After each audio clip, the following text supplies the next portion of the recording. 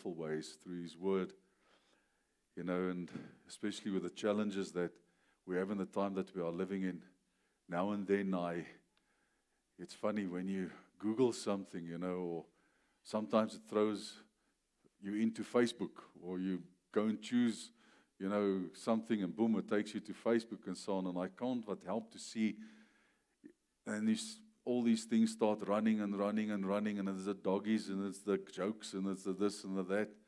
And then sometimes you get past certain sermons and certain things which you see is happening in our country, and how the Word of God is being ministered and so on. And then when sometimes you look at these things and you see certain things, and what is just so crazy for me is the fact that I see how the church, a large focus of the church is just on man and what is good for man in this world, and it's about prosperity and the fact that, everybody should have a lot of money if you're a Christian, and, all the good things is said, but, and I ask myself, but yes, the Word is preached and so on, and when I look at it, it's very interesting how New Testament churches preach so much out of the Old Testament, which I don't have a problem with. But if I look at today's life, and I look at the New Covenant, and I look at the wonderful things that the Lord has for us and what we should be focusing on, I'm actually quite concerned, because people are so drawn into these things, because the day that we are living in, people don't want to hear that there will be hard times. They don't want to hear that they need to grow. They don't want to hear, that we will face difficulties, and we don't want to hear the scriptures and the Word like James states, count it all joy when you fall into various trials, because, those the testing of your faith, for instance, produces patience, and it's very necessary for our patience to grow. And I'm just thinking to myself, the times in my life that was always, since I've known the Lord, very special, was actually the times that I went through difficult scenarios and times, because that was the times where I learned a lot, where I grew a lot, and where the Lord showed Himself, in so many ways. But it's as if people want to hear what they want to hear, the flesh, everything that gratifies the flesh, and that actually makes this life here on earth while we are here easier. And I think the church has a misperception about what peace really is, and what it is to rest in the Lord, and what it is, to sort of keep yourself from this world in that way. And it's as if preachers are preaching that these things, if you're a child of God, won't be there, and it's your own fault if it's there because you don't believe, and it's just crazy, these things.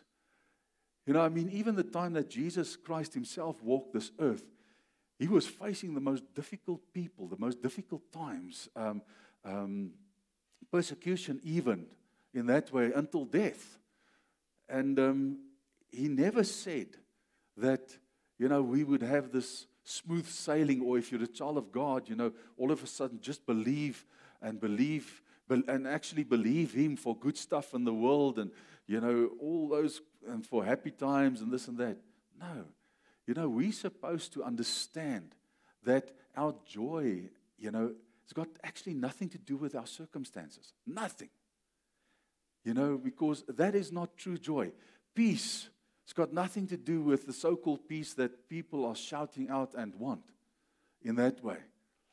And, but in any case, I just felt in my heart I needed to just say that, because it's so important that we focus on Jesus. And the focus is not on us. The focus is not on our good life and, what we can get and what we need. Those things He said already, just seek my kingdom and my righteousness, and all these other things would be added unto you. And then He makes statements to say, listen, in any case, I give to you far beyond what you can think or even pray. So our Father in heaven knows exactly what we need and what we are in need of and so on, whether it is to learn something, whether it is good for us to experience sometimes a difficulty or whatever. But we must just focus upon one thing, and that is upon who He is and what He does. And you will see your whole life will just be okay. And you will live in victory, but not the victory that this world knows. No, people. A victory and a peace and a joy that this world cannot give us. It's a kingdom peace. It's a kingdom victory. It's a kingdom joy. And we need to understand that. Otherwise, we are just as the world. We seek the things of the world. We seek, the peace and the so-called pleasures. We confuse pleasure, the pleasures of this world, with true joy. Righteousness, peace, and joy in the Holy Spirit. That is the kingdom of God. Joy in what? The world. No, joy in the Holy Spirit. That is the kingdom of God. Righteousness and peace and joy in the Holy Ghost.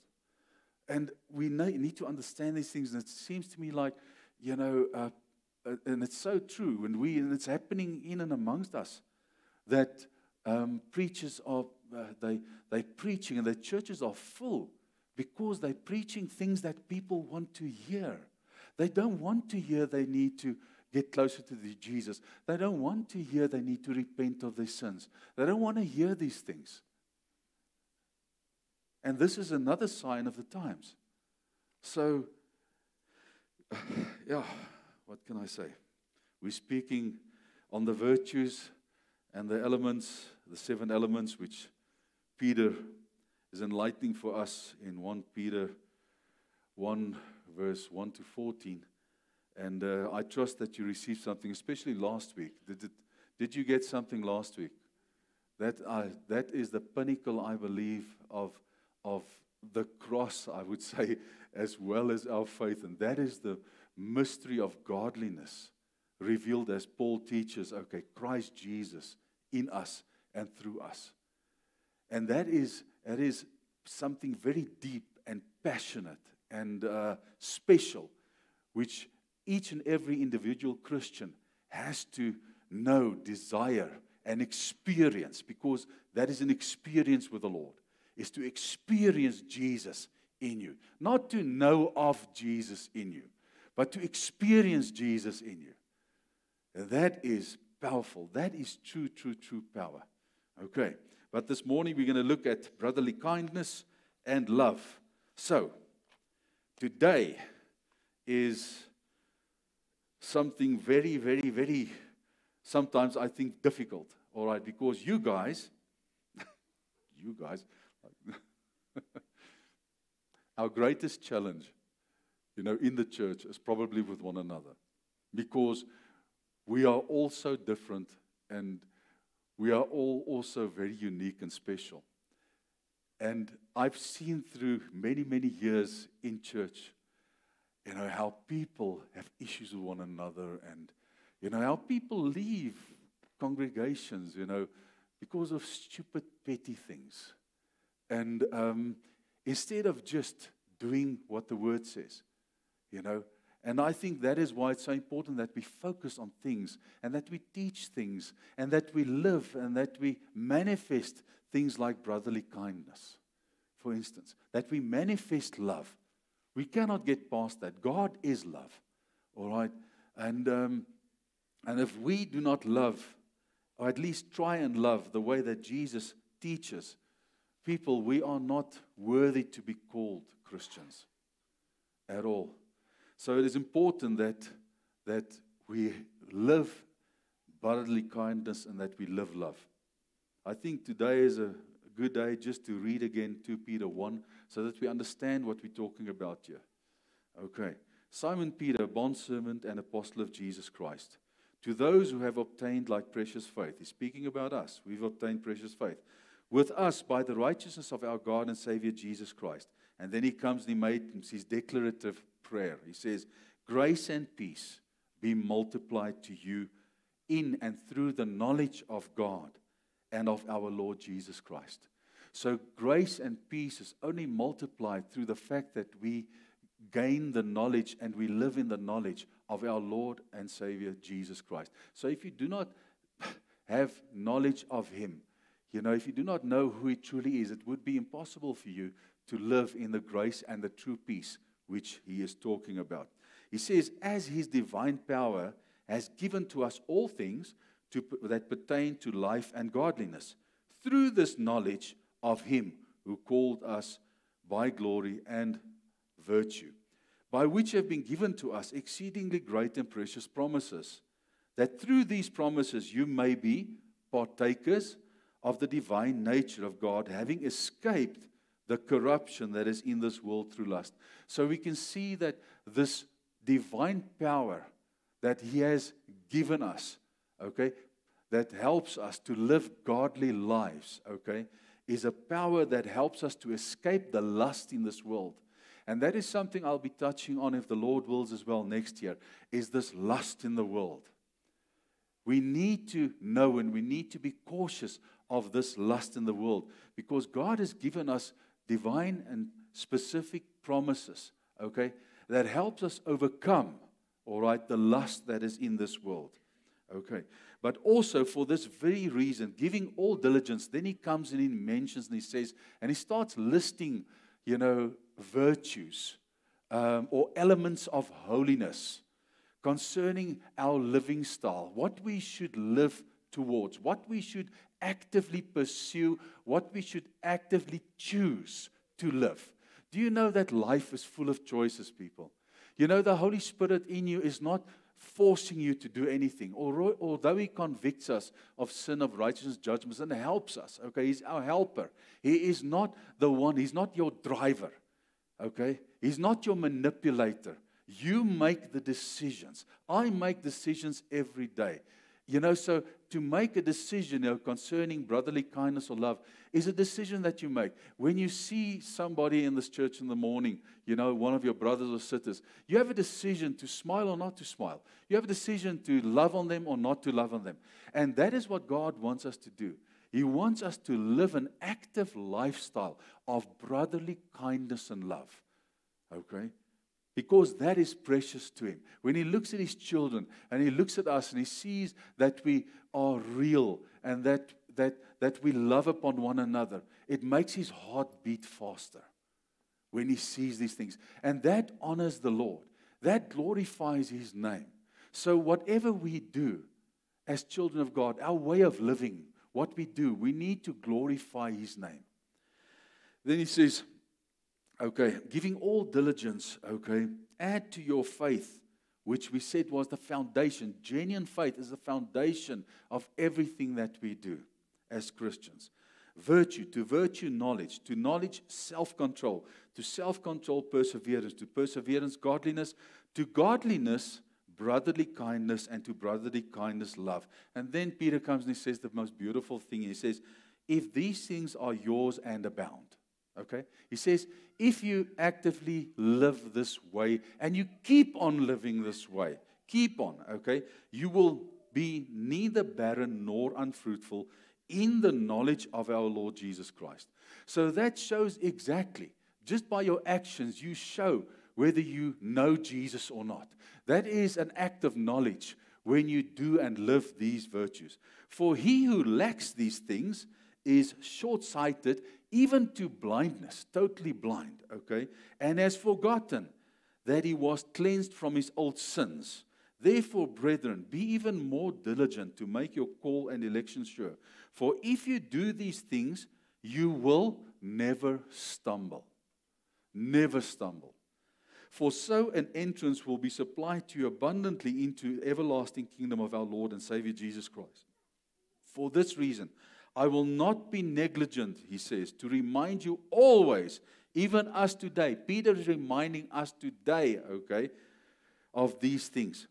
Though you know and are established in the present truth. Yes, I think it is right, as long as I am in the tent, this heavenly body, to stir you up by reminding you, knowing that shortly I must put off my tent, just as our Lord Jesus Christ showed me. So we're talking about, you can say, actually a dying man's last most important words in that sense spoken to his loved ones, his family.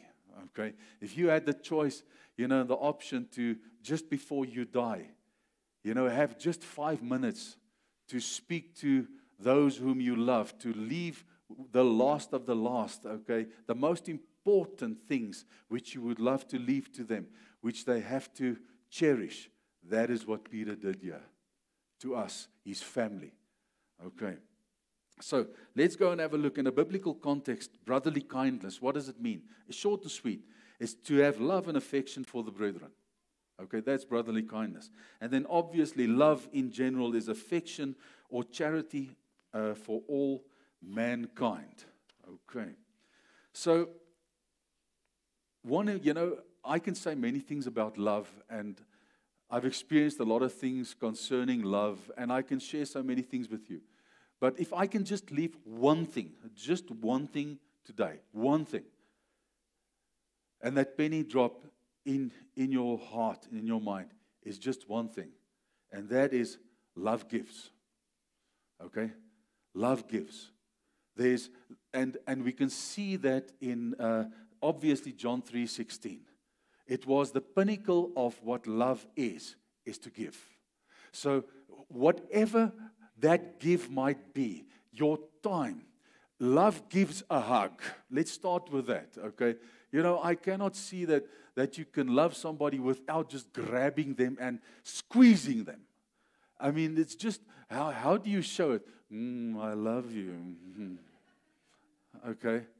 No, you want to give some expression. Love expresses. I don't know how else to say it. It expresses itself. Okay? It's like faith, okay? Faith without works is dead. So love without expression, I think, is actually dead. So you need to show you love. So it comes through a deed. And I think the most common deed that you can do, which costs you nothing, except a bit of energy, okay, is giving somebody just a hug. That's why, the Bible, here and there, we can see how the Lord actually punts the fact that, greet one another with a kiss. Okay? Now, don't start kissing everybody, all right? But what I'm just saying is you can see that the fact that there needs to be some touch, something that happens, okay, in that sense is so important. And it's funny when we touch one another, just walking past somebody, when you speak to somebody, just to touch somebody, it's something else. When you speak to somebody, I don't care what people say. A person who does not like to be touched needs it. Okay? They need it, so touch them. Okay. All right. Let them feel what love is. Okay? Because it's funny. Children or even adults, I've seen it, that never really had a loving home. They don't know how to express love. You would come to them sometimes, even if they greet you, it would be very at a distance, just stay. But, when you hug them, okay, it's as if there's just a fear just to give of themselves away, if I may say that. Because when you hug somebody, okay, you actually give of yourself away. All right. Now, I know hugs and stuff, is a dangerous thing. When people start hugging each other and so forth, especially men and women and so on and so on. But there's also a way, that you do those things, that you hug somebody, which is quite safe, because some people I don't like that. It's like this, you know what, I can't handle. Listen to all of you. I don't know where the purple heart is or where the yellow heart is, okay, on my phone. I've got one heart there, it's red. When I send you a red heart, it doesn't mean I want to go to bed with you. Okay? It means I love you. I don't know where you find the rest. I don't even that thingy. Where on earth is that on the phone? I can't find it. So I don't love you less or more or whatever and this and that. Boom, I love you in red. Okay? So know that now. When I send you something, okay, I don't know where it is. So when you get the red heart, don't think something, this emoji says that, this emoji says that. This is awesome, great. Okay? Heart means I love you. Okay? And so forth. So I don't have a specific language in those things. All right, to me, I take the first heart, and that's the red one. Boom, I press it. Do this. I praise God. That means thank you, Jesus. When I send that thingy to you, thank you, Jesus. When I send that okie to you, I mean strong. Be strong. Okay, those are mine. Okay, doesn't mean I want to hit you or whatever. So when I hug you as well, the same thing. I love you as your brother. Okay? All right. Whether it's a guy or whether it's a girl, whether it's a child or whether it's whatever, there's no other intentions. Okay?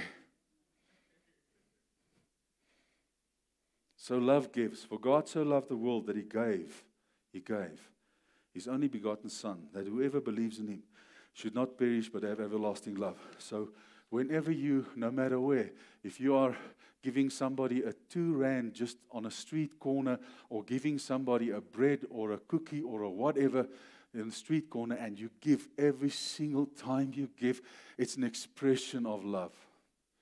So you know what? Don't stop. Keep on and give as much as you can.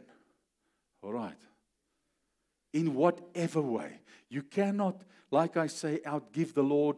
You know, we talk about finances and stuff. I'm talking about anything. When you feel in your heart you need to send somebody a message of love, do it. Don't wait. When you think of somebody, we've got the technology. Send it. Send it. Give it. Give it. Every time you give it, okay, it's an expression of love. Okay, love the brethren. Show your love by your actions, very importantly.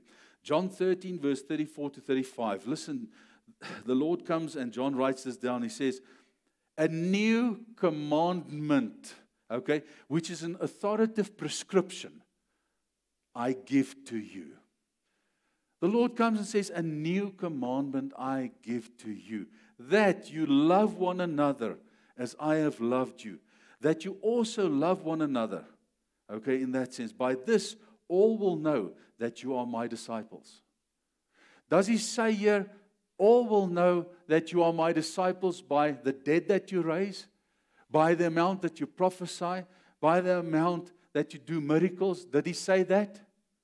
No, he actually says, some will come before me in that day, and you will say, Lord, Lord, I did this in your name, I did that in your name. And he would say, what? I don't know you. So love is the beginning and the end of all. Okay, it's important to know that. And he gives us that commandment that especially for the brethren, that we should love one another. Very importantly. For then the world and everybody else will see through the love that is with us and among us that we follow Jesus. Okay? So there's only way of people seeing that we follow Jesus is through loving one another.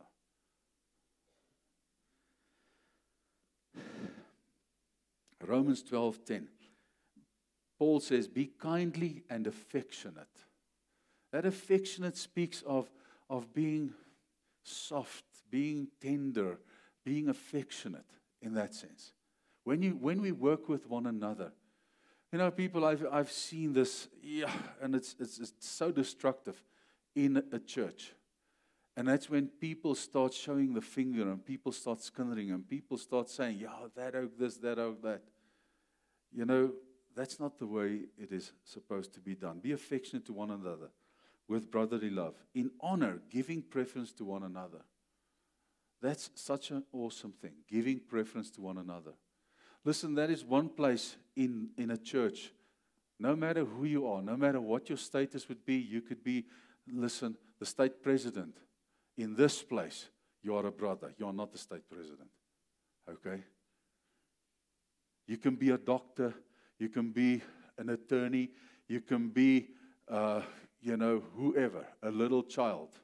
Okay, here there is no rankings in any way. Here we've got different functions, not positions in that sense. Are you still all right? You sound very quiet here. And then, you know what I find so beautiful is if you just start looking to things like this, keep on loving one another. Not love one another, keep on loving one another. Keep on.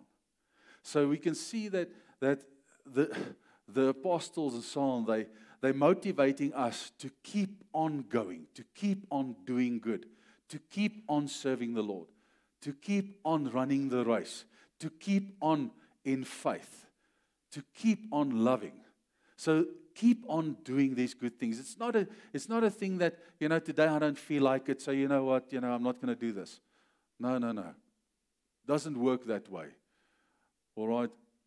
Something is wrong in your life if you have the wrong foot getting out of bed with the wrong foot. Something is wrong. There's no such thing as getting out of bed this morning with the wrong foot. Okay, then we must chop off that foot. And then you use only the right foot. Chop off the left foot because that's the wrong foot, it seems to me. Okay, moods. Yeah, I can say a lot about that. That is a bad thing. I can tell you. That we can't have, in the church of the Lord.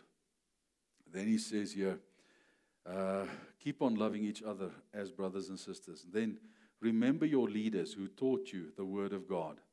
Think of all the good that has come from their lives and follow the example of their faith. I do not expect anything of you which I wouldn't do myself. And not one of our leaders, not I think our pastorate, not our elders, nobody expects any. When we come here and we preach to you the word of God, or where we do ask you to follow in any other way, okay, I first try my utmost to set the example. So, and that is what God wants from me, and that is what He wants from you as well. So whenever I would come to you and I say, listen, we have a need for something, whatever it might be, you can ask my leaders, I would be the first to give. The first. Okay. So I don't expect anything from you as my brothers and sisters, which I'm not prepared to do myself. Okay. Whether it's cleaning a toilet, whether it's whatever, it doesn't matter. I'm not too good to do anything else in that sense. Okay. 1 John 3:17. You still with me? I hope so. If someone has enough money to live well and sees a brother or sister in need, but shows no compassion, how can God's love be in that person? You know how many times that happens? That you hear of a need, one of your brothers or sisters has a need. And then you think to yourself, no, you know what? If, I've got a bit of money, saved up and so forth or whatever, and I don't want to touch that. I've heard it so many times. That's my pension. Listen, you don't even know whether you're going to see pension, man. You don't even know whether you're going to live just now. So rather do good while you can than trying to save up. Leave the provision for God. That is what He does. You're not a provider. You can't provide, believe me. Okay? Leave that to the Lord. You are a worker. You're supposed to work. Okay, I'm supposed to work and we shall eat. He never said you're a provider. He said you're a worker. Okay? He said He is the provider. Okay? So I'm just saying to you, very, very important there for the fact that then you will always find that there will always be a need. Okay? And that doesn't mean somebody is living a wrong life or whatever. The fact of the matter is there will be people that have more than others, and that is how it is. Klaar. Okay? For what reason, I don't know. Okay? We need to ask God when we get there, but the bottom line is it's one of those things. Okay? He's given us all talents and specific gifts, and we are all special and loved by the Lord. Okay. Dear children, let's not merely say that we love each other. Let us show the truth by our actions. Easy as that. Easy as that. Show the truth by your actions. Our actions will show that we belong to the truth, so we'll be confident when we stand before God. Now, this one I love. And it's once again, it's funny as it's Peter. Peter is, I don't know why, but all of a sudden Peter is just, on my lips and in my heart, the past couple of months. 1 Peter 1:22 says, since you have purified your souls in obeying the truth through the Spirit in sincere love of the brethren. Do you know what Peter's saying here? He's saying here that your soul is purified through the fact that you love the brethren. That is what he says here. Your soul is purified by the fact that you obey the Lord Jesus to love the brethren. That is what he actually is saying here. So do you see how through very simple, I mean simple as in precious and powerful, actions, we honor God. We think, and that is our mindsets, is we think the only way to please or to honor God is how much we so-called pray or we do the so-called spiritual things. But just to love on people with intent, okay? Deciding, man, I'm going to love on this person, okay? Just making that decision is glorifying the Lord and pleasing God. It's an act of worship. You worship the one that you love, okay, by giving his love to other people. And especially more so to the brethren. And you know what's so powerful as well? I didn't put this in my notes, but I wrote it down here. 1 Peter 4:8, if you want to have that, because that verse, as well as 1 Peter 1:22, I feel is in conjunction with one another. And it's Peter saying all these things again. Now, 1 Peter 4:8 says, have fervent love for one another, for love will cover a multitude of sin. Okay? So, and if you look at what it says here, since you have purified your souls by loving your brethren with intent. You did not come and do something to purify your soul. You just obeyed God's word to love. And by that, God sees it as a purification of your soul. So what Peter then obviously says here, if you have fervent love for one another, it covers a multitude of sin in that way. So it is incredible. It's as if God's grace is more upon you, and concerning, let's say, possible sin or whatever there might be, through the fact that you with intent decide to love. Okay. And love fervently with a pure heart. And then, very importantly, love never fails. 1 Corinthians 13, okay. Love suffers long and is kind. Wow. Okay. Love suffers long and is kind. So, when you have that person that is this, that tires you out, but not in this church. I don't know anybody here who tires anybody out, Or do we? Oh.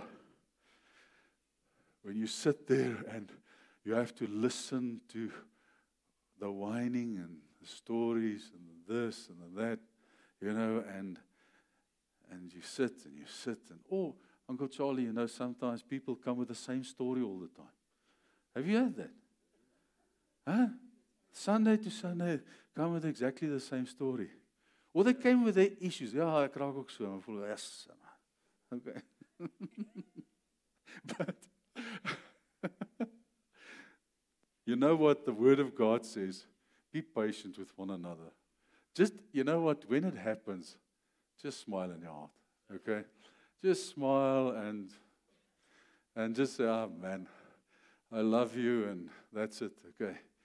And whatever. Okay.